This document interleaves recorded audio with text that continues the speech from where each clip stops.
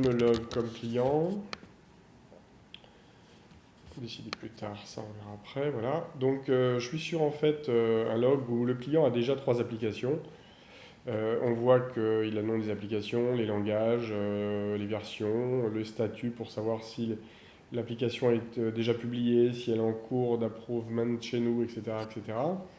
On peut bien sûr regarder la fiche, on peut avoir les statistiques qui sont ici, des statistiques bidons, mais qui montreront le nombre de downloads, le nombre de paiements, le nombre d'abonnements, etc., etc., etc. Pour Android, pour Apple, etc.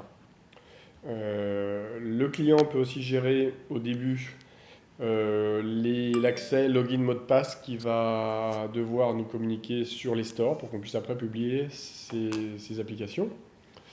Et donc je vais créer une application, create a new application, voilà, donc en 3 étapes.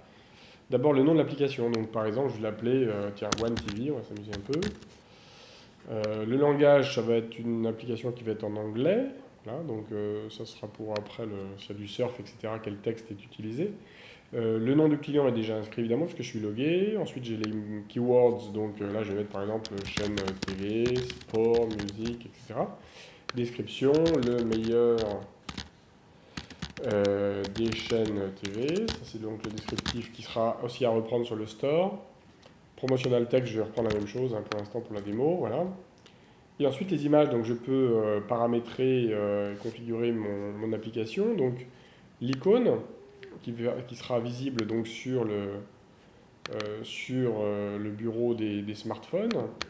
Voilà, donc par exemple je vais faire un truc bleu, voilà, je vais faire une icône bleue. Alors ça bien sûr, les graphistes des clients les auront préparés à l'avance. Ensuite, on a donc les splash screen avec, pareil, j'ai dit que c'était bleu sur d'abord 1500, puis là 2048. Tac. Ensuite, il y a des URL qui sont également à communiquer après pour les stores, pour différentes informations, que ce soit le support, le marketing et autres.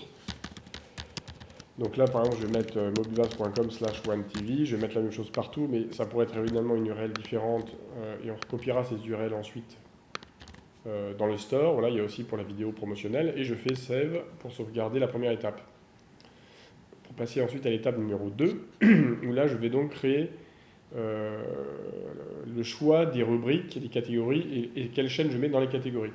Donc on voit qu'à gauche j'ai un système de filtre ici, et puis là j'affiche en fait les chaînes qui sont autorisées pour le client, mais à terme on pourrait imaginer qu'évidemment ils accèdent à l'ensemble de notre catalogue. Voilà. Je vais créer par exemple une catégorie qui va être pop. Là il se trouve que pour la démo les chaînes qui sont autorisées sont des chaînes musicales, donc je vais faire 3 catégories, pop, rock, voilà. Save. Donc là j'ai créé ici une catégorie pop et une catégorie rock. Ensuite je vais placer les chaînes dedans. Donc par exemple légende de concert, je vais mettre ça dans rock ici. Pop folk, je vais mettre dans pop. Rock TV évidemment dans rock. Et puis Zumba, tiens, je vais mettre dans pop. Voilà, bon, peu importe. Je peux, c'est là où c'est ensuite intéressant, éditer et personnaliser les chaînes. Donc je vais dans édition.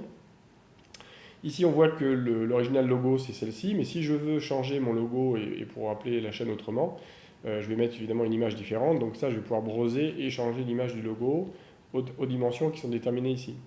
Le nom de la chaîne originale, c'est Pop Folk, on ne voit pas trop ici, mais c'est indiqué. Je peux le changer, je peux mettre Super Folk, par exemple, pour que sur mon application, ce soit un autre nom. Et puis là, bien sûr, la description de la chaîne, la description, je peux aussi mettre la super chaîne de pop.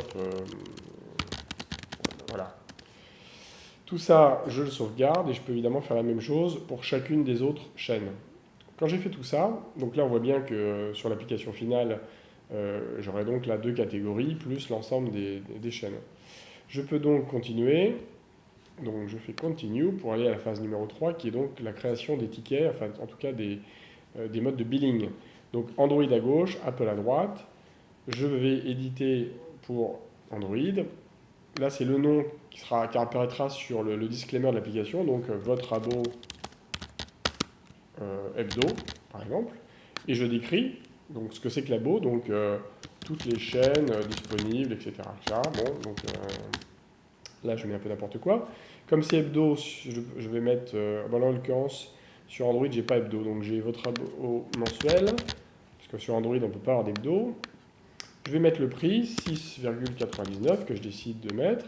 Je peux avoir ici une période de gratuité pour découvrir l'appli, donc minimum 7 jours, donc je mets 7. Je sauvegarde. Voilà, je passe à droite pour Apple, je fais la même chose. Abo Apple, description, recevez toutes les chaînes, etc., etc. Là, je peux mettre une semaine, un mois ou une année, je vais prendre un mois aussi. Et puis sur Apple, ça fonctionne avec un système de tiers, ça correspond en fait à des tarifs suivant les pays, etc. Donc je peux regarder la matrice Apple qui est ici.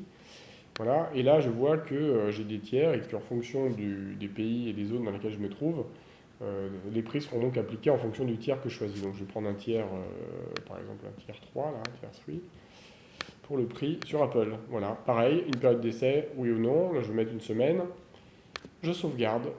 Voilà, et donc là j'ai créé mon application, je finis. J'ai la totalité des informations pour mon bouquet One TV ici. J'ai donc, on voit que c'est Creating Application qui est le statut actuel, les versions.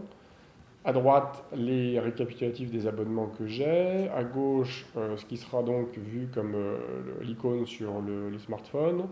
Le splash screen. Tout ça s'adapte aussi sur iPad, etc., etc. Le récap des informations, le récap des chaînes. Et je vais donc faire un submit. Tac.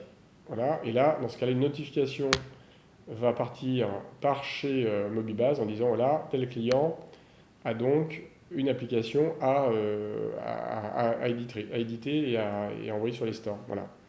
Donc en gros, voilà comment ça se passe.